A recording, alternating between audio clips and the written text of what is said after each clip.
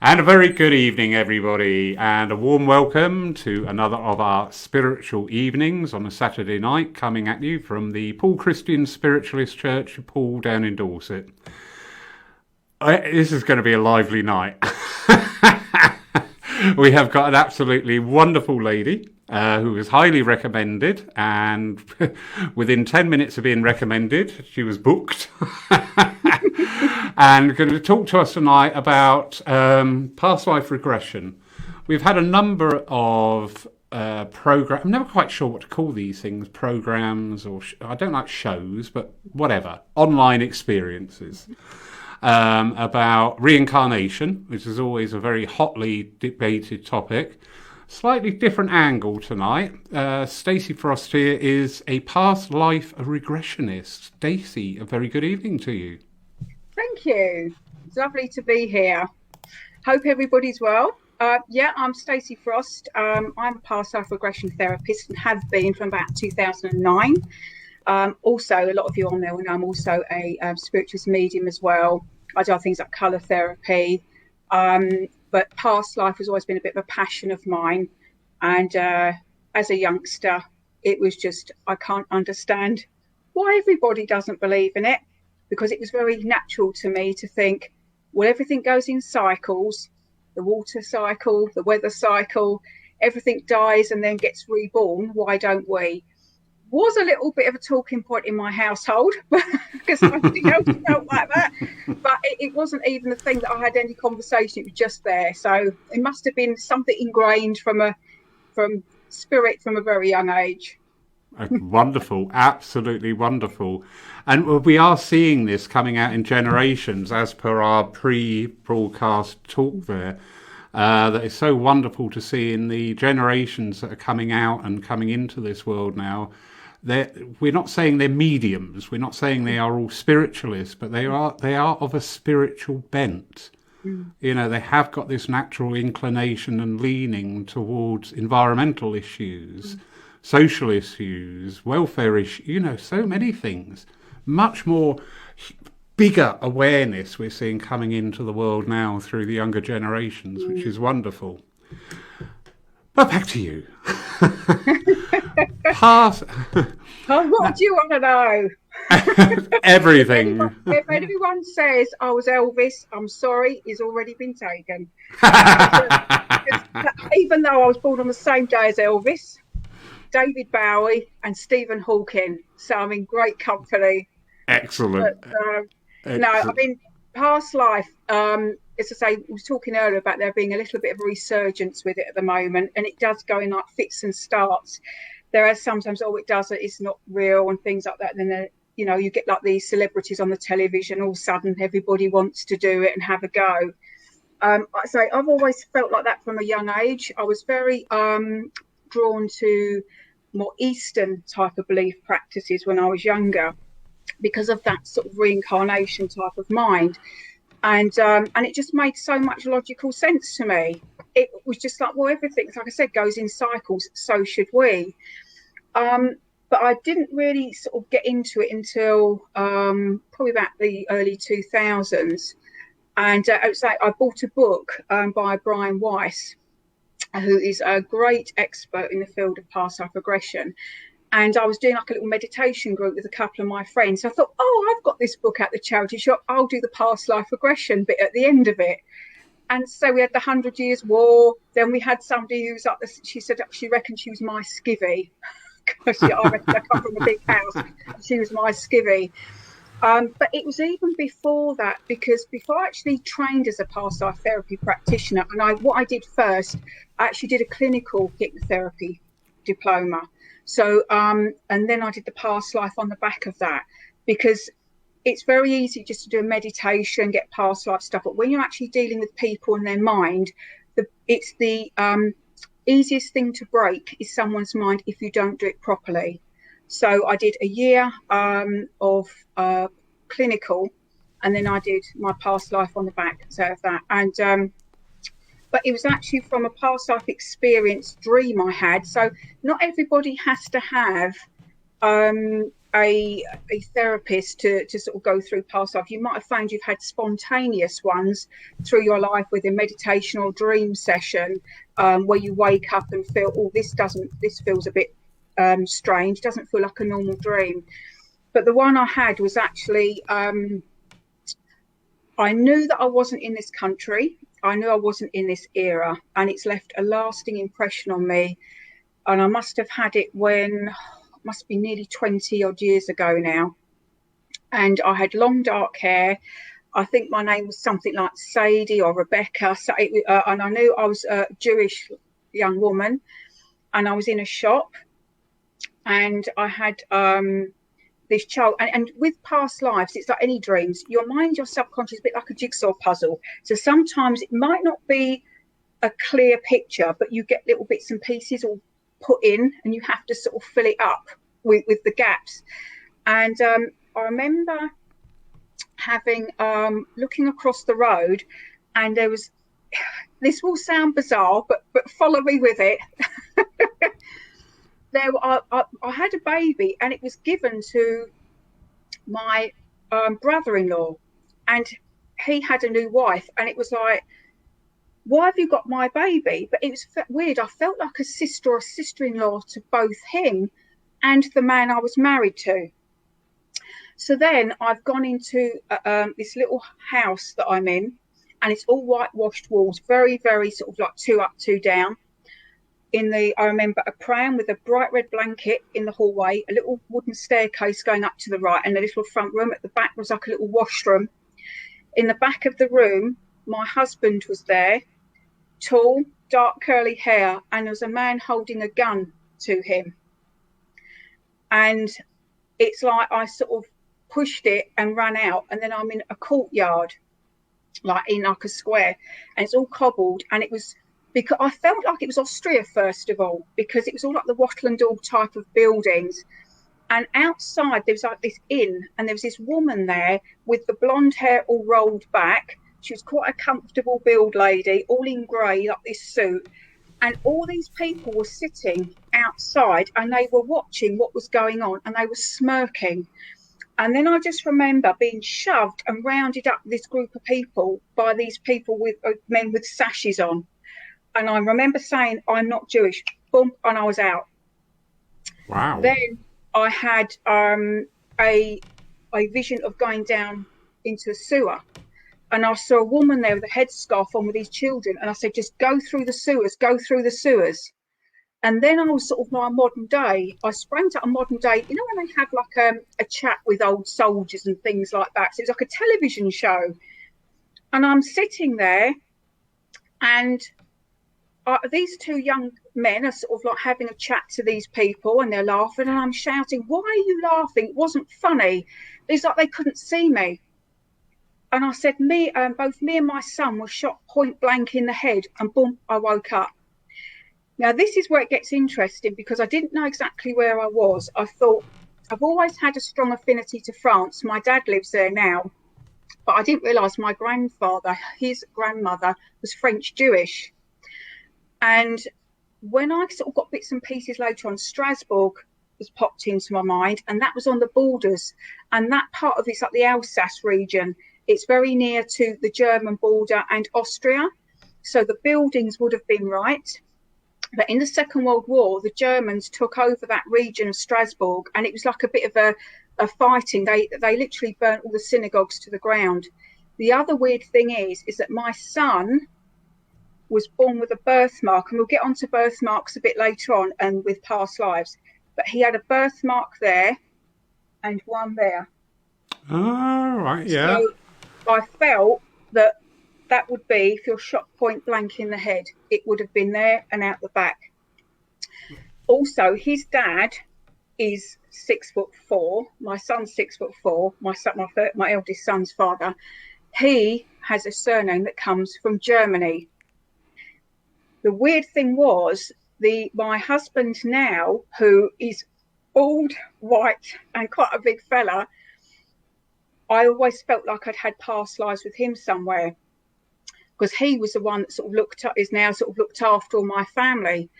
When I saw a photo of him when he was about 14, He was tall, skinny, with dark curly hair. And I thought, my God, that was you. That was you. Yeah. And so it's just all these little things that sort of piece together. And it's just very, very bizarre. I mean, I can't say 100%, but there was too much what I call coincidence in a lot of the environment. But what I did, I actually went to the spiritual church in Hornsey. I was really new to the spiritualist churches then. And one of the ladies there was a Jewish lady that actually run the church. And I explained what had happened. And she said, in very old Jewish custom, if a husband had died, the brother would take over would have the wife and the family. So that's why I felt like a sister-in-law to both. And she said also they used to go down the sewers to try and get away from the German army. So that was my first introduction into a past life. And do you know what? And I can still see it as clear as day now. That's the difference between just a dream and something, even like a near-death experience or a past life, is that it's so focused in your mind that it's like a memory. Yeah, that really is fascinating. Number one is the depth of information with that. You're recalling it, and I will bet my bottom dollar, as you're talking about it, you can actually see it still exactly as it was. Yeah. We had a guy on called Jamie Aylward, who runs the Exeter Spiritualist Church. Excuse me. And he did a talk on past lives and near-death experiences. And he actually said in there, as part because he's a very scientific approach to things, he said in there the very high incidence of people who have birthmarks now relating to a past life trauma. Well, I'll just read you a little bit, because the first time I thought about the birthmarks, there was a lady called Sylvia Brown, who was a medium in America. She used to be on the Montel Williams show a lot. She was quite a brisk lady, put it that way. There was no gentleness with her. She was quite direct, yes, they're dead, that type of thing. Someone used to ask her, they've died. But I had all her books, and she did one on past life regression. And it was a friend of hers actually asked, could you, like a therapist, could you find out there's a correlation between birthmarks and death experience or past life experiences? So what she did after each hypnotherapy session, she would then say to the person, have you any birthmarks? And then they say, oh, yes, I've got this one here.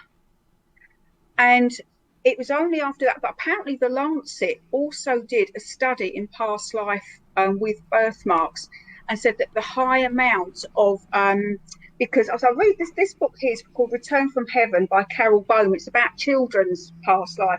But it was weird how synchronicity, as I opened the page, and at the bottom it says, about sort of scientists have no explanation for what causes more than 2/3 of all birthmarks and birth defects. Dr. Stevenson offers a theory that has evidence to back it up. I mean, some are caused by injuries sustained in a past life. And I think sometimes, and like, I've just got the feeling that if you have, I don't have any birthmarks. So even though my son does, and we'll say, for example, in the same experience at that lifetime, it might have been that I had closure with it where he didn't, because he was a child, where as an adult I had more closure. So I think sometimes, if it's just a theory of mine, if you say, for example, and it doesn't always just have to be birthmarks, it can be issues you have, like if you have a fear of going underwater, if you have a fear of fire. A lot of phobias also come from those past lives, because it's something that's in our cellular memory, and it comes through, and it's not until you unlock it that you realize actually, and I can understand that, then you can release it. But I mean, my son has one, Mitchell, my oldest son. It was bizarre because when he was a baby, he didn't have any, well, apart from the birthmark here and here, he didn't have any other marks. But as he got a bit older, he had looked like a burn mark across his stomach. My other son looks like he's got an arrow mark in his ribs. So I do think that, there are going to be times where some might be logical, some might be illogical. We don't know where they come from. But if you have a past life experience and then you look at where your birthmarks are or what phobias or worries you have, sometimes it does, the penny drops. Interesting. Well, yeah, that is very, very interesting. That's taking it, is, as I've just said and quoted, these birthmarks related to past life. So there is that other level of investigation that is an option there to find out more. Take these people through these regressions and see if there is that linkage between the two. Yeah. So, I'll hands up with reincarnation topic. At the beginning of last year, when we started going online, there was quite a few talks on reincarnation, and I am a bit not skeptical. I just view it slightly differently, and I'm always a little bit wary when it comes to reincarnation. This is based totally on my experiences of my bad experiences with people where they've tried to explain or do a regression, and it's just been apparently I was in a red uniform in the forest because I'd run away from a battle and I got eaten by a tiger, and I just looked at this woman and I went, well, that would explain my fear of tigers then. I'm just like, this is rubbish. However, I had a very bizarre phobia when I was a kid. I could not stand any wood anywhere near my mouth. Anything, ice lollies, cocktail sticks. Yeah. I'm quite a roughy-tufty person, and it's not often I say I can't, and I could not. It just sent shivers through me. Mm. A medium once was working on platform, and she gave me a message, and right at the end she went, they're just talking about a past life with you. Who said you were a knight and you were in a jousting match. And she said, and the pole hit you right in the mouth. And I went, do you know what? That made perfect sense. And from then on, that fear had gone. Yeah, this is it with Brian Weiss, because I also had one. I've had part of my thyroid removed, and I've always had problems with my throat area. But in a past life I did, it was a meditation. I actually went into the pyramid, and then I was asked to just pick a door. And as I was standing there, I felt my whole energy just fly towards this door. And I was like, whoa, calm down. And as I opened the door, I was a centurion. And what it was, I was one of the ones that sort of with the old Christians. Sorry, this is why I'm back as a Christian spiritualist now. That's what it is. And what it was, I don't think I was around so much the time of Jesus in that. I think it was years after, but I think the teachings where we started to get to Christianity was coming about. And I was looking at what I was doing and I was doubting it, how I was treating these people. But one of my friends realised what was going, had been ordered to kill me. And I had a wife and 2 children. And literally, I just had a sword straight through my throat.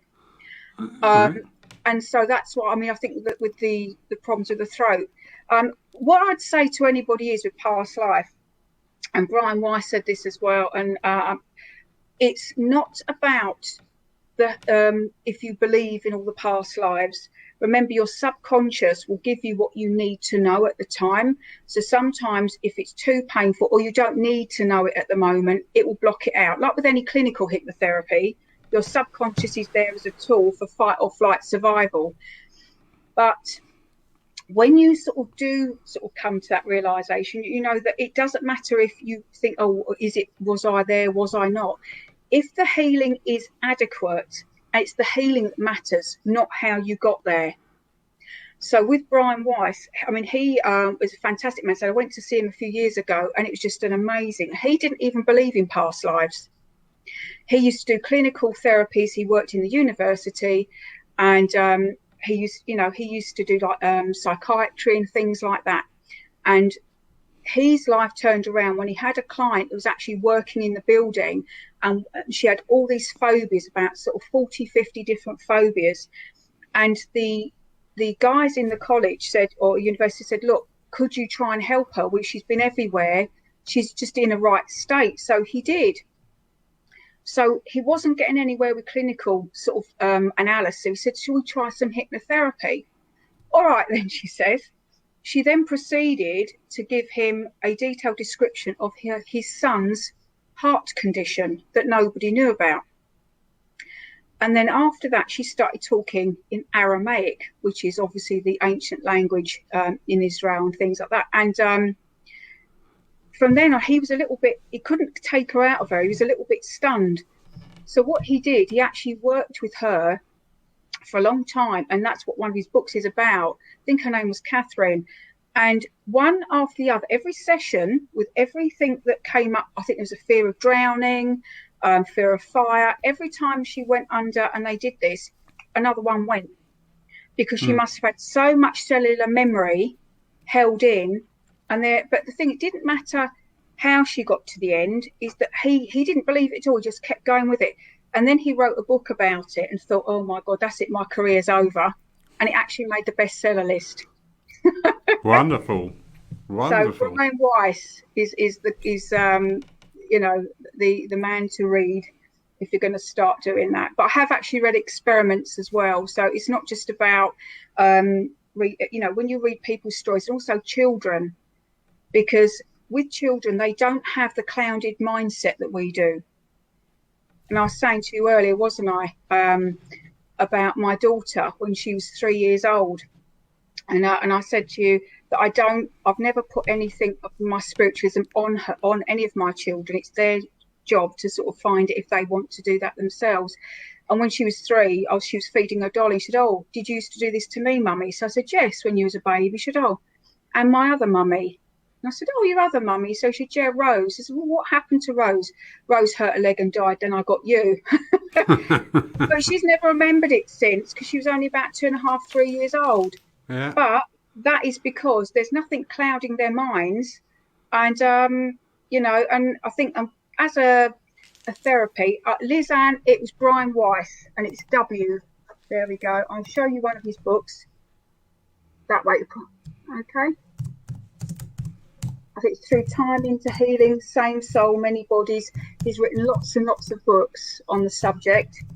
Through Time into Healing.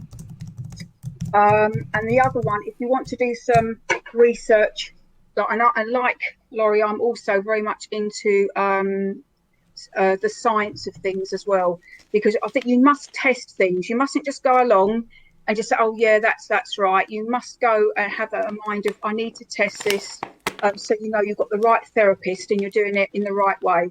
The other one is Michael Newton, and he does case studies of life between past lives as well. And he's done lots of other books. So that's like a scientific sort of study as well. Excuse me, I'm just furiously doing my famous one-finger typing. So, tell me, for those of us that lots of comments, and thank you so much, everybody, for being so active tonight. And there are a few questions as well, which we will get round to. For the complete novice, what would I expect? I would come to you, I can't say now, but when we're allowed, for past life regression. What would I expect? It's really a bit like hypnotherapy or meditation. I'm very much, I'm not the sort of person that blows people's minds away with science. I try to keep it at grassroots level, because I think with any modality, you need to be able so everyone can understand it, that it doesn't seem sort of too hokey pokey. Do you know what I mean? Yeah. It's got to feel that it's grounded. One, make sure that you get somebody who knows what they're doing. Like I explained to Laurie earlier, I've got clinical hypnotherapy background. So I did that first before I then did the past life. Some people just have it spontaneously in meditation. A lot of you, if you do meditation, you might have had in circle and things like that, or you might have done a past life meditation. That's fine, because you know it's a very light. Obviously, when I do a say a therapy session, I won't do one over the internet, because if you have an reaction or you get upset, I'm not there to help you. So if you're going to have a proper session, I know some people do it over the internet, and that's fine if that's what you choose. But for me, I prefer to see you so I can monitor you, know what we're up against.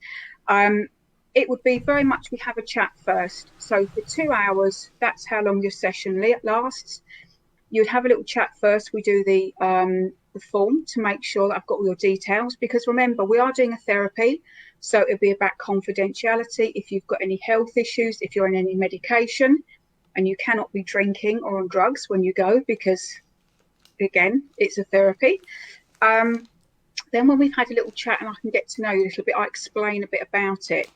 And all it is about relaxing. It doesn't matter if you come because you're just curious about who you was. Like I said, Elvis has already been taken. So most of us are joke blogs. Most of us are joke blogs. But what it is very helpful with is that if you have, sometimes people don't even realise they've got issues when they come in. It's for curiosity. So I remember I had a builder coming, or a big sort of like builder lorry driver type guy. He said, my mum's interested in this, so I thought I'd have a go. All right then. So he started going on about how he wasn't a particularly good man in his previous life, and he'd actually been hung at the gallows. But afterwards, I always leave a section to talk. So about 20 minutes after session is where I reground you, let you have a walkabout. I take a copy of the notes as well, so that although I don't record it, because sometimes I get interference, or if somebody's talking very quietly, doesn't pick it up. So I literally write word for word what you say, and we go over it afterwards, and you can take that home with you. But he said to me, I've got sleep apnea. Because obviously sleep apnea is where you stop breathing. So it's those type of things that it can help with, but it's really much like if you were going to a hypnotherapist or anyone doing relaxation. I don't really want you to be comatose. You're always in control. At any hypnotherapy session, you're in control. Those sort of suggestions are put there that, if you feel that we go to a special place, so like a lot of meditations, that's the same thing. It follows a pattern of like a deepener where you start to do the relaxing, so do progressive muscle relaxation, and then you go down, and then we start doing the deepener further down, and then it's just about relaxing your mind. That's why I like to do it one-to-one, because if you have a block where, say, your subconscious goes, I can't go there, the therapist needs to be able to get you back out of that block and just relax you again to go back down. I have to also be mindful of where you're going. So sometimes I can actually link in and follow you where you are going. The main thing is that you are not, it comes from you. With clinical hypnotherapy, I would be giving suggestions. So like for quit smoking or things like that. With past life regression, I have to ask open questions. Look what's on your feet. Look up, scan up your body. What are you wearing? Are you inside or are you outside? I can't put those thoughts in your head. They have to come from you. Yeah, because otherwise my suggestion could be yours. So that's why you have to be very mindful when you do a past life regression, that of how your wording comes about, that you don't assume they're in a certain place. Once you start talking and expanding, so I say, how are you feeling? What can you see around you? If you get stuck, it's like, well, have a little walk about. It's easy. And this is a great tip for meditation as well. If you're doing any visualization, if you try and say, see an orange vase, most people will think, I'm trying to visualize an orange vase. If I say to you, right, there's an orange vase on the table, walk around, touch it, what else is in the room? Your mind starts to relax and you're more likely to get a description. So I just put in the thought of, where are you? How are you feeling? And then you or the person I'm working with will just start to fill in the gaps of, and I think, and also from a clinical point of view, because I do regression, you have to be mindful as well when you go to a therapist. Not everybody is going to be regressed to a past life. I always go with what your subconscious needs to know now, what's in your life now that needs to be resolved. Because there's no point in going to a past life if, that's interesting. If you can go to a past life and it helps you in some way move forward from an issue, then you're getting a double whammy. You're getting that, and you might go to more than one at that particular time. But I did have a gentleman who'd lost his wife, and I had to sort of sort of say to him about grief therapy, because he kept regressing into the life with his wife, and he wanted a past life. And I had to be honest with him, saying, look, it's because you had such a good life with her that you can't go to a past life, because this might be your last one. Everything's okay. So, maybe you should see a grief counsellor if it's still on your mind. And that's what I'm saying. The difference between somebody who just said, oh, yeah, I'm going to do a past life meditation with you, and someone that knows what they're doing. Remember, your minds take a long time to get to a place of confidence, but they're the easiest thing to break if you have someone that doesn't know what they're doing. So relaxation and trust is the key. You have to trust the therapist as well and feel comfortable. That is so wise words. I do love the part where you said about you won't do this online. We are seeing some of the more deeper esoteric arts being practiced online.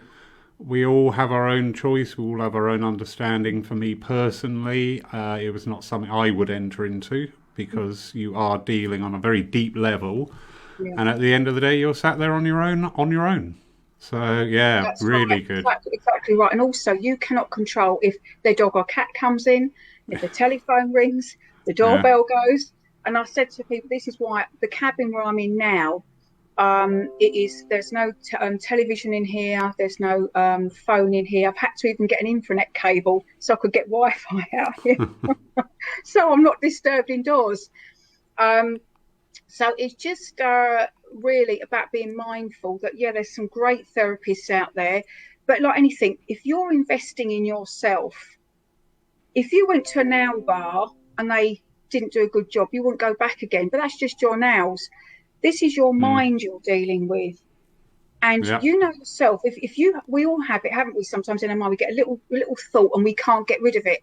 If you're left alone without somebody to help guide you through it and comfort you and just say, no, this is fine, explain it, invest in somebody that's going to be good, or that, from word of mouth, that is going to have the ethics, because I do the same with my mediumship as well. For me, it's about ethics, is that we are here. We have a responsibility to people, whatever modality we're doing, that we're confidential, that they feel they can trust us, that we are respectful of the client, and that we know our stuff.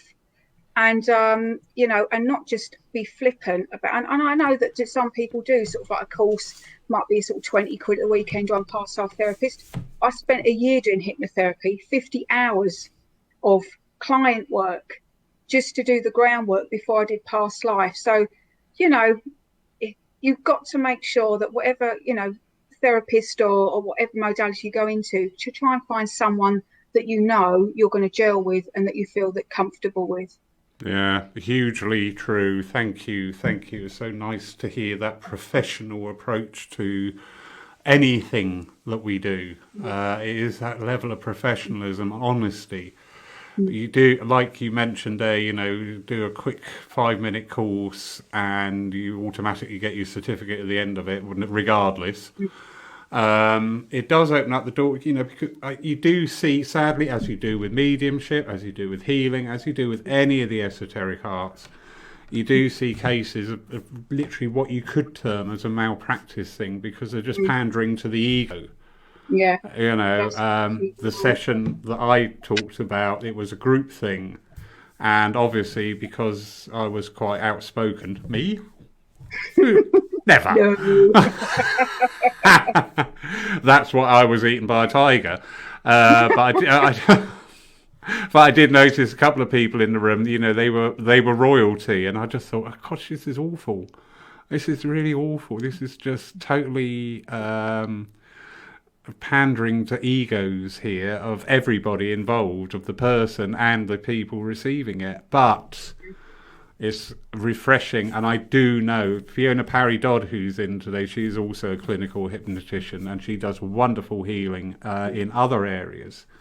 So yeah, we are beginning to see this sort of like fifth element coming in now between science and spirituality. And I will quote again Jamie Aylward.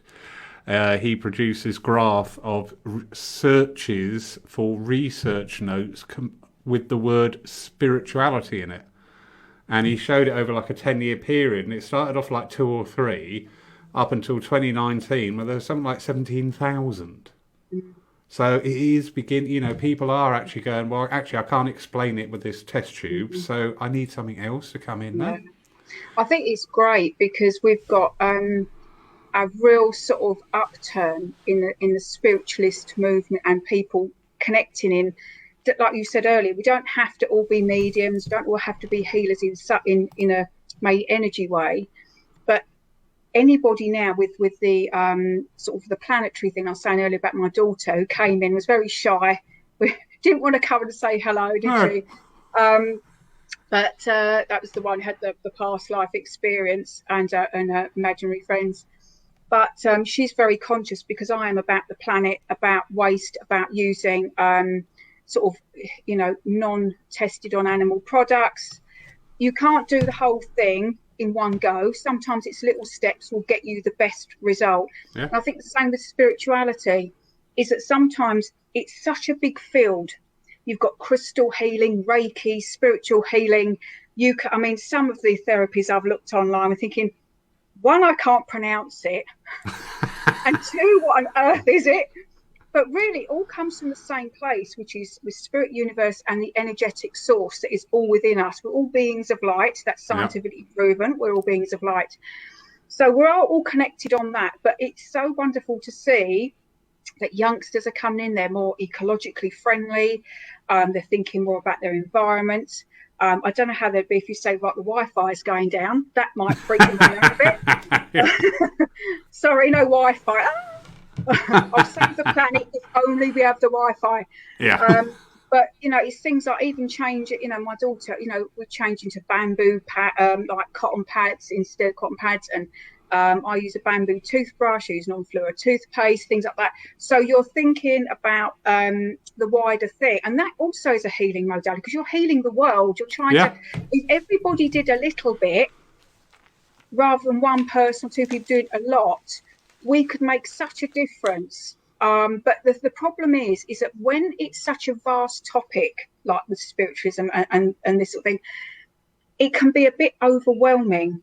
And it is, you have a bit of an epiphany.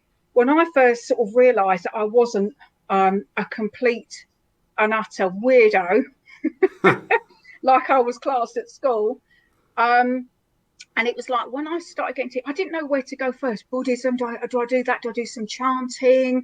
Do I talk about the angels? Do I do, and it was just a minefield of information of what I can do. And so in the end, you sort of get a bit bamboozled by it. And that's when I think when you, with some people I've noticed have done course after course after course. I do this, I do that. But it's like, like jack of all trades, master of none.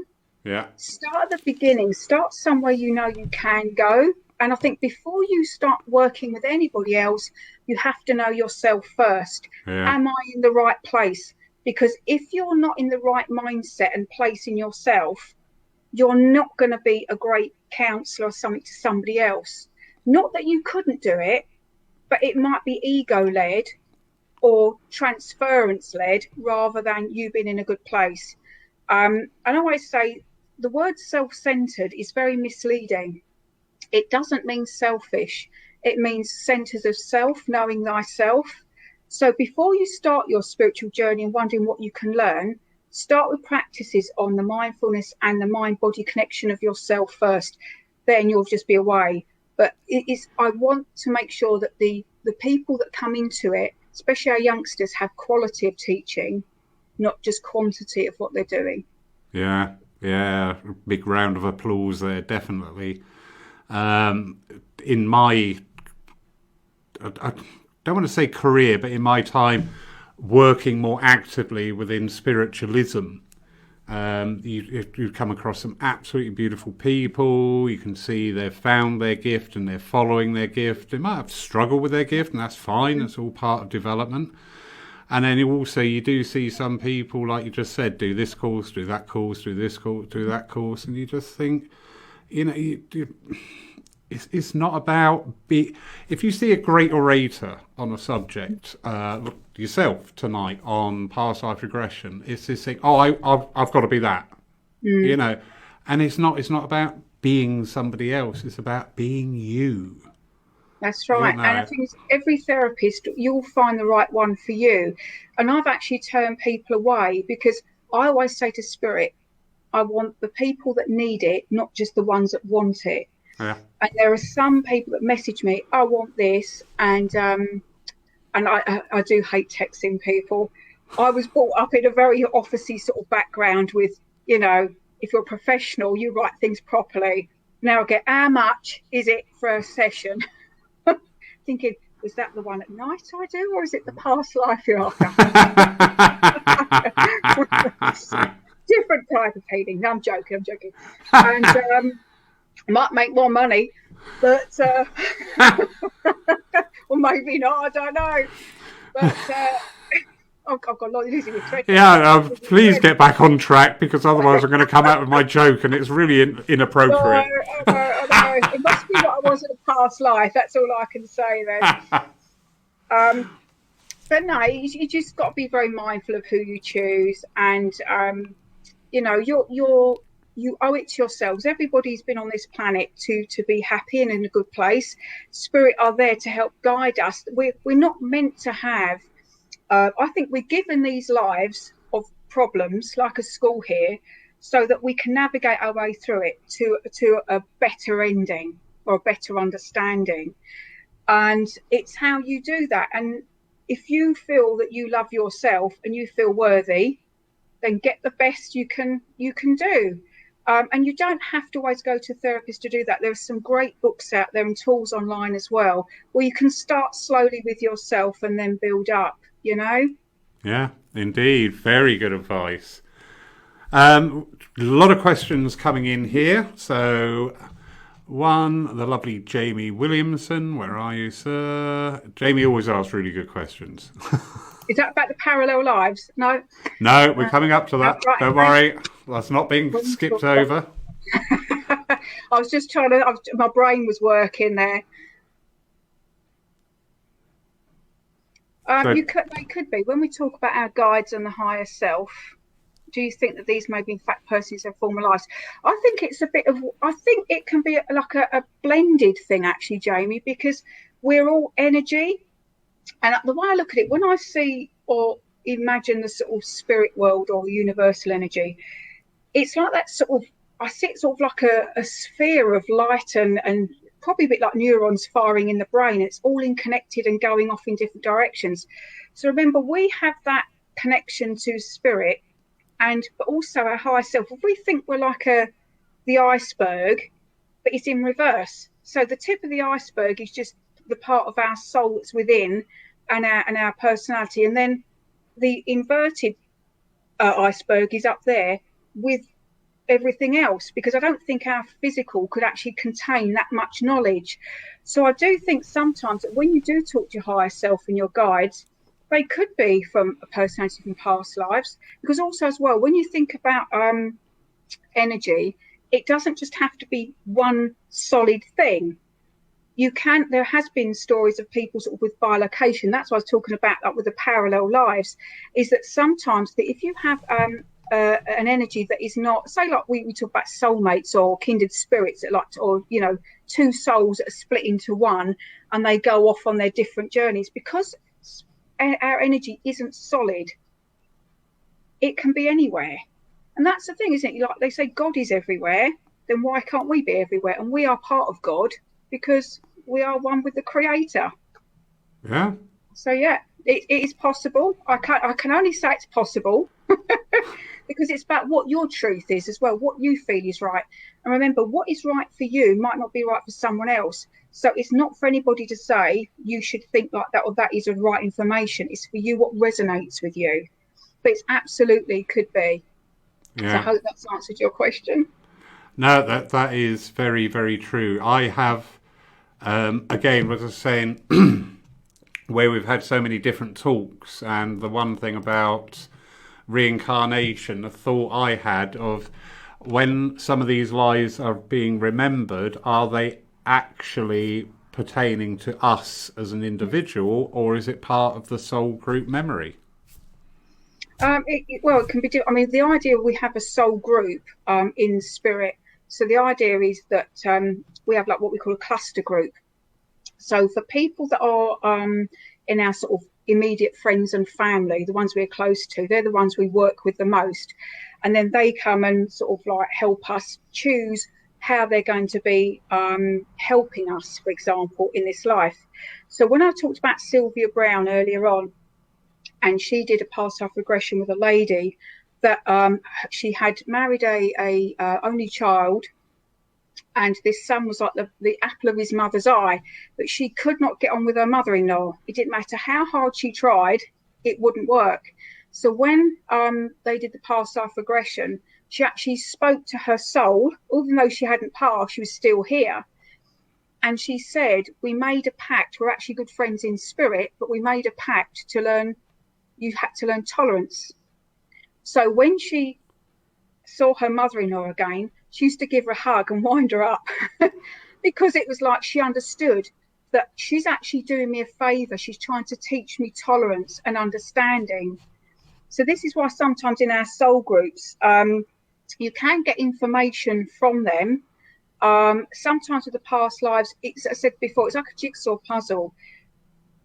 You will have maybe a thread of information. You'll put things together. It's like with me when I talked about the one in Strasbourg.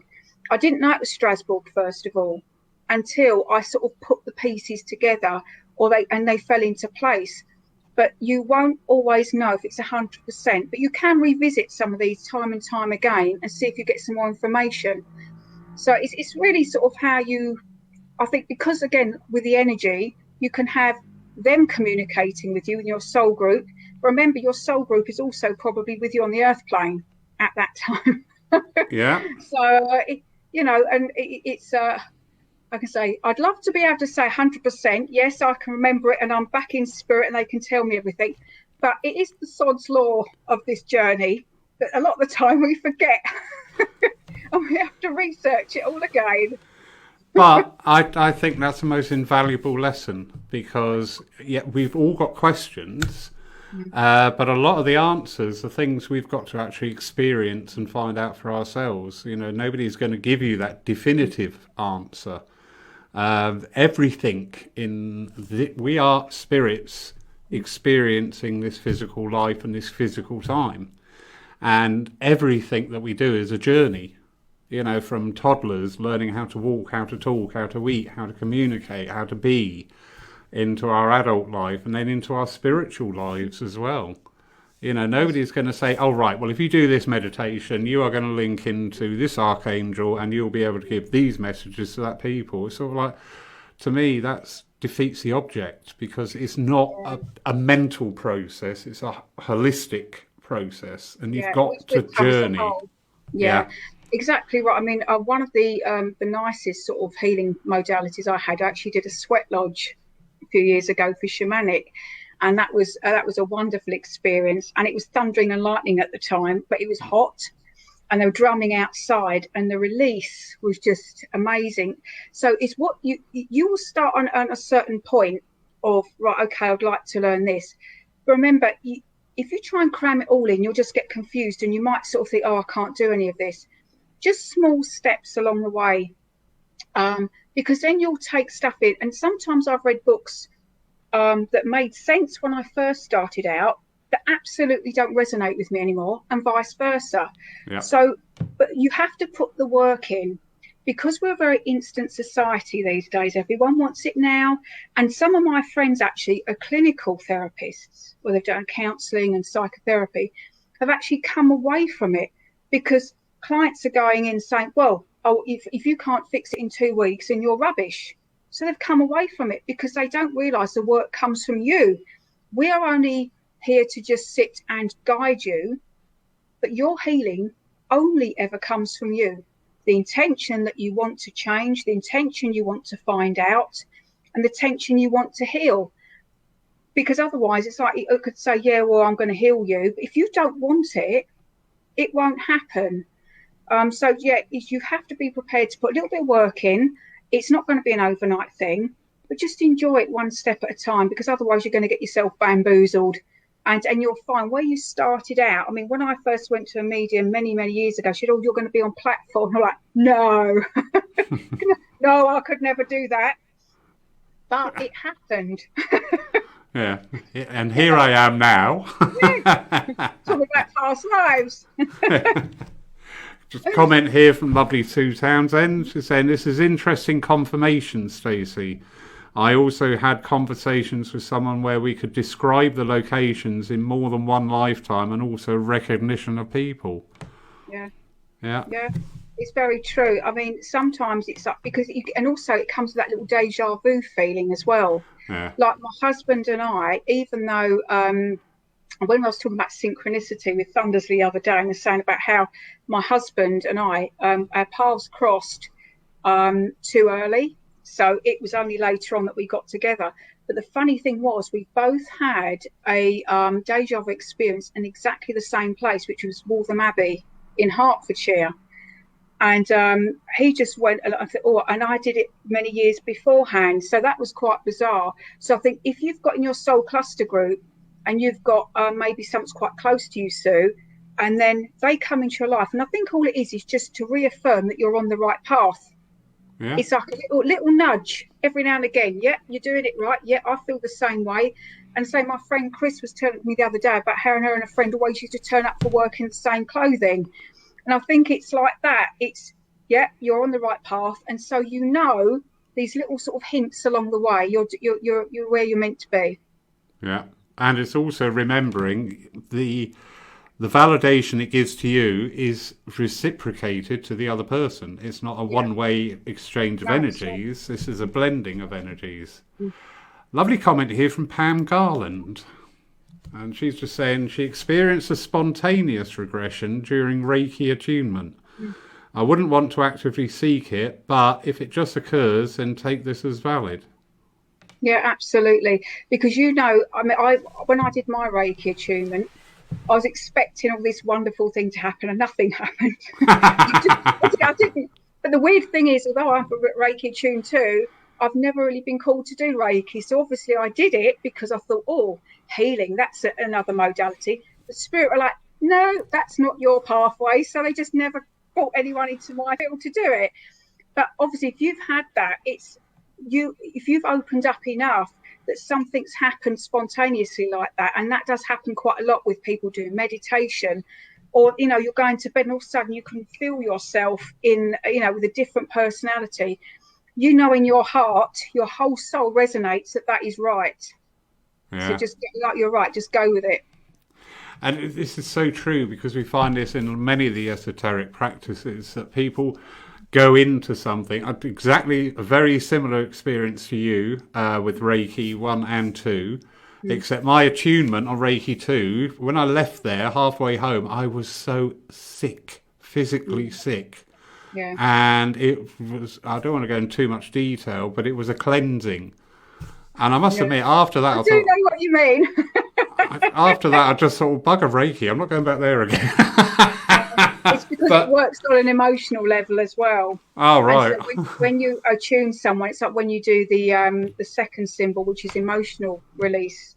That also can have a similar effect on people. That's why I have a toilet in my cabin. Because when I have done Reiki before, it's not very often, but with any therapy, even with the hypnotherapy past life, you know that sometimes as the energy is shifting around the body, you need to, you know, to clear that. So that's why. But I think there was a comment on there as well from Barbara about what resources would you recommend for people who want to explore this more themselves. I'll just say, get some books. Brian Weiss, Michael Newton, what Laurie's put on here. They're very great places to start. Start reading what you can. See if it resonates with you first before you go and do it. And then when you are ready, go and find a really good therapist. I'm part of the Past Life Therapists Association. So that there's lots online that might be in your area that you can get recommendations for. But always read. And if it doesn't feel like it's right for you, then it's not right for you, because it might be something else that works for you instead. Indeed, yeah. And a similar vein, we were talking about the Reiki there. Don't forget, everybody, anything that you piques your curiosity, don't sort of like pin your flag on that. That could just be the key to start opening the door. You know, you might go into it and just think, actually, no, But once you start opening up to spirit, you're going to realize your potentials, and often your potentials are not what you want, but they most certainly will be what you need and what you're capable of doing it. My Reiki experience was because I wanted to be a healer. And then through Reiki 2, people were coming up and talking to me, and I'm like, this ain't right. I did something similar. I did the Munai K, which is it's part of a shamanic process with journeying. And after paying 150 quid out, I laid there and thought, this is money for a rope. Yeah. Maybe it's because the therapist wasn't right for me. I don't know. Because that's what I'm saying. Because I'd had shamanic healing from him, which was really lovely. But then the first call was, oh, would you like to come do my course? So again, that's asking me to then invest, but really without me absorbing what I was having first. I need to do the healing first. So it didn't really work for me in that respect. The shamanic, when I did the sweat lodge, was totally different. But one thing I would say about if you do have past lives and things, or you've been investigating it, it does give us a wider understanding of how we treat other people. Yeah. Because the one thing I would say to you to learn from it is that instead of just being in the physical, we start talking to people's emotions. Like you might have, for example, like when we've been in lots of, say, relationships that haven't worked, and we think, oh, why hasn't this worked? Maybe it's because that sort of karmic thing in the past life, you are like, well, you've got to deal with this first. That's my excuse for having 3 husbands anyway. I've got to work through my karma, Hold on. Liz Taylor was well happy. Just a second. You might have been their karma. Have you ever thought about that? Well, that's the other thing. Because we forget that when we are doing any of these sorts of things, in life, you're also a catalyst for somebody else's change. Not just they are the catalyst for yours. So when you have these challenges, it might not work out, because remember, your greatest teacher is the one that challenges the most. Yeah. All right. And so in your soul cluster groups, you will work out, and I keep trying to think of my ex-husband, thinking, I love you really because you helped give me a great son, and I love you really because you helped make me strong. It's not easy, because when you're carrying a lot of hurt from somebody else, but you know what? I don't want that baggage in my life. It's taken me a long time. I don't want it, because all it does, it drags you down. They still have control, but they at some point would have had a chat with you in spirit and said, right, I'm going to behave this way, and then I'm going to see how you deal with it. And then it might be, well, you also need to learn that you can't have everything you want, and you can't be so controlling. So you are going to lose me because of it. It's very difficult in situations that people have had a lot of tragedy, especially with youngsters or miscarriages and things like that, because our first thing is, oh, that shouldn't have happened, and that's an awful thing to happen, and why would any God and that do that? Yeah. But remember, that soul's growth. If you imagine a child that's on the earth plane for just a small amount of time, there are some people in life that can live 90 years and have never lived. They've never shown compassion. They've never really been loved. And you've got somebody that might touch the earth plane for a short amount of time who is the pride and joy of life. So we can all learn something, even from the briefest of moments. It is hard. I'm not saying it's not. But when you do these sort of things in past life, that's what I found the most helpful, is that the things that I'd had challenges in my life, I sort of looked from a different perspective and understood that these people aren't doing this to me just because they want to be horrible. They're doing this to me because at some level I have to learn, and at some level I have to forgive. Yeah, that is really interesting. Going slightly off topic and just for a moment. Today somebody had posted in one of the groups talking about why is there so much negative energy around, and why is the positive energy stepping back? And I did think, well, actually, to me, energy is what you do with it. Today, for example, here in Poole, very good. In our pre-going on air talk, You said it's raining. I went, oh, it's raining. You said, yeah, but the garden needs it. And I acknowledged that as well, because yes, the garden needs it. So it's that one energy. Mm. It's just the mindset and the understanding Yeah. and the belief system that Yeah, it's all formulates about it. perspective. All Very about much. perspective. And I think when you flip that round on its head, you start to look at things in a different way. And remember, the mind and your connection is such a powerful thing. So it doesn't have to be past life. That's only one way of getting to issues. But even just your mindset in the morning of, do you know what, I'm going to set my intention for a great day. This is going to happen. I'm going, Yeah. and but what happens is, like you said, energy is energy. There is no such thing as bad energy, because we have to have a yin and yang. We don't know happiness until we've experienced sadness. We don't know poverty or a wealth until we've experienced poverty. So it's all the same side of a coin, or different sides of a coin. So if you can sort of look at it and say, actually, it gives you more depth into yourself, that those soul cluster groups are there to help you, that and a lot of us have had a lot of challenges. It's not easy, but the comfort you get from saying, I know, well, my mother-in-law's a bit of a moo bag. It's because she loves me, really, and she's testing me. But it makes you sort of smile in a way, because you're thinking, well, when you've got that in you get a bit of a mischievous brain then. Yeah. These are people, I know what I'm doing. Couple of comments from Tony Goswell there, and from, scrolling up furiously, Luann Carter. Different stories, but they raise a very similar point, which I absolutely love. They both relaying past life experiences, and they're both saying the same thing, that they remember every detail. They remember everything with total clarity. And I've always said that, you know when you have a true spiritual moment, because you can recall it at just a wish, and it's there.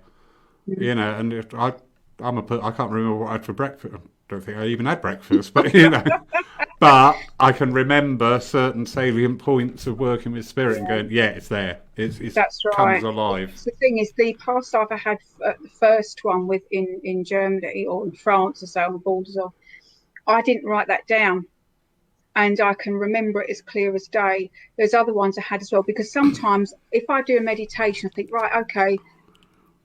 Sometimes I felt like, why do I feel like I'm on my own sometimes? Because I think we've all felt loneliness before, and like we felt a little bit, especially spiritual people. I think we might have been in where we feel a bit like a square peg from childhood.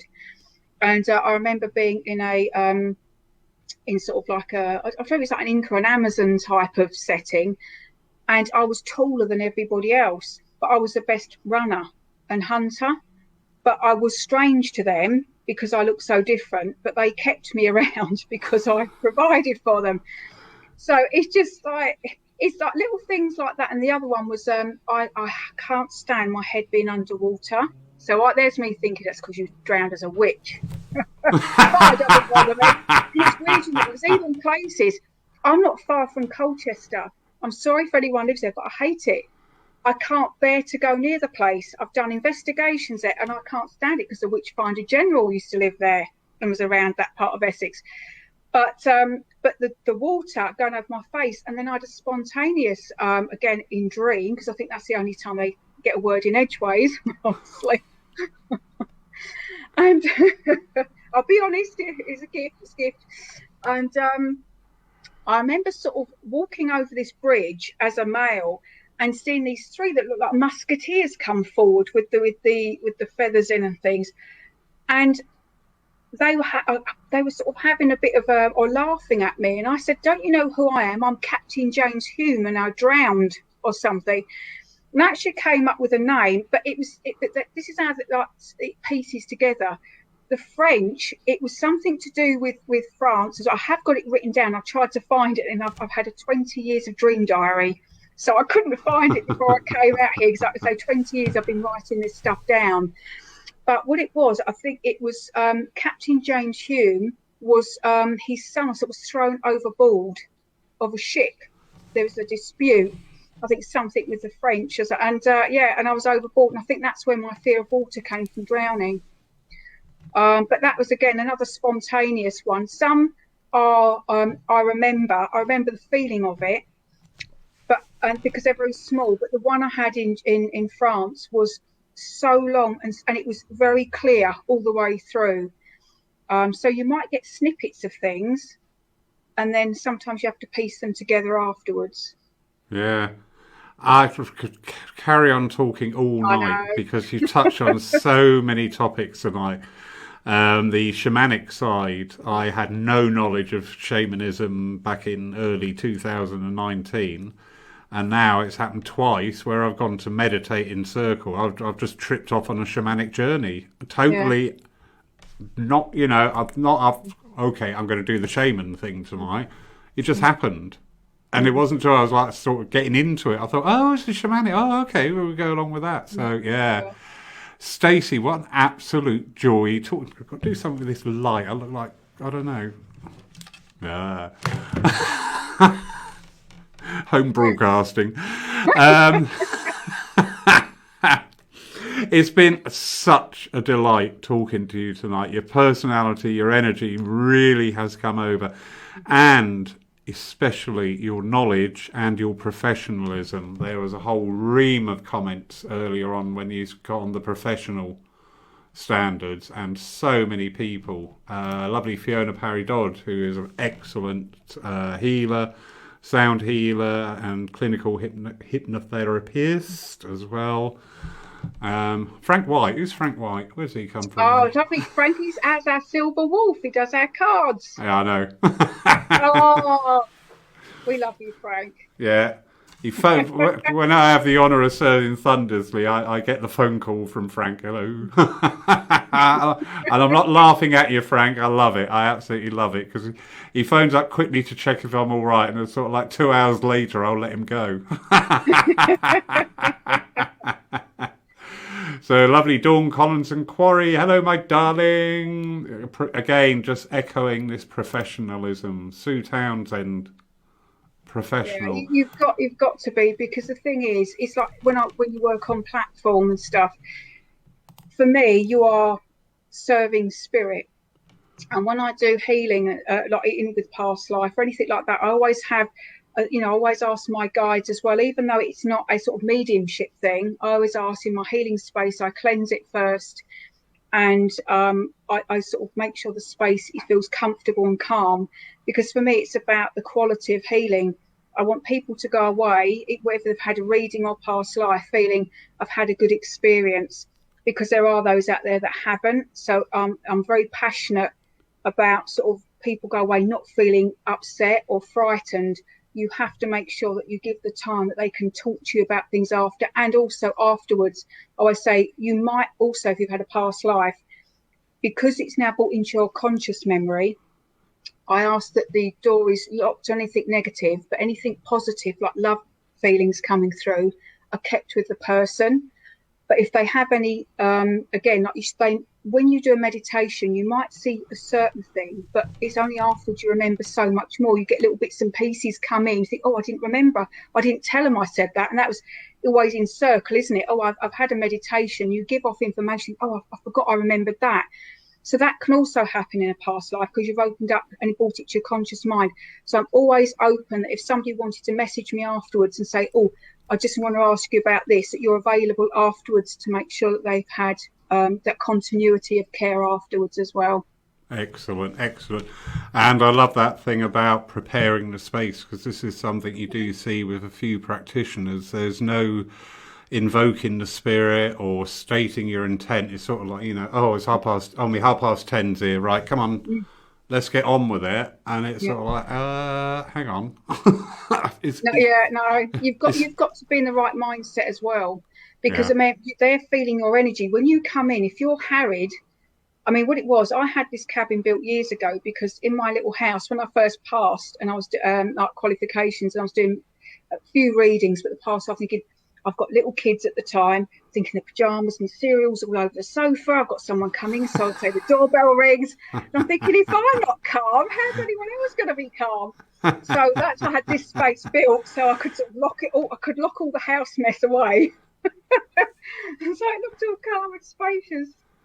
But this is it. You're creating that space as well. Stacie, we could go on all night here. I know. Better go. Let you all have your lovely Saturday evening. What's left of it. Yeah. Thank you, everybody, for joining us. Been absolutely wonderful night. Thank you, Stacie. I love your energy. We must work on getting you down to Poole sometime in person.